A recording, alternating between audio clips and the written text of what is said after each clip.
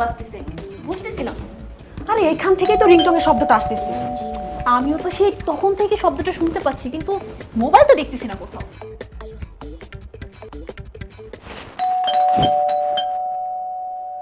ধুর ছাতা, 10 মিনিট ধরে ফোনটা খুঁজতেছি, কিন্তু এখান থেকে রিংটং এর শব্দটা আসতেছে ঠিকই, কিন্তু ফোনটা আর খুঁজে পাচ্ছি না।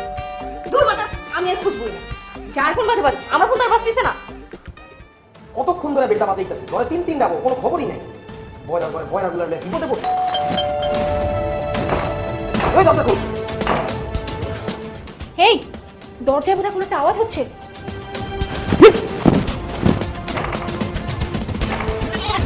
আমিও শুনলাম আওয়াজ হচ্ছে। আপা আপা আপা বাড়িতে ডাকাত পড়ছে, দরজা ভাঙতেছে, ডাকাত ডাকাত ভাগো। কি রে ভাই, কতক্ষণ ধরে বেলটা চাপতাছি, ঘরে তিন যাবো, কলিং বেলের শব্দ কি শুনতে পায় না নাকি?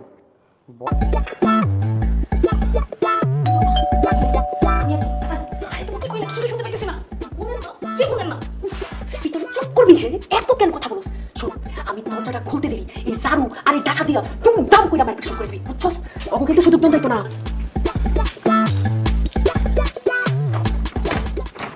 এই কে খুলতে এত সময় লাগে? আমার জামাইরা আমি মাইরা ফেলাইছি। একবারই তো আমরা তিনজনই বিধবা হয়ে গেছি। আমার জামাই। আরে চুপ কথা, আরে মালটা তো মরে নাই, মনে হয় বেহুশ হইছে। শোন, তাড়াতাড়ি করে টাইম অন্যদিকে নিতে হইব। আমি দরজা লাগাই দিতেছি, চল ধর।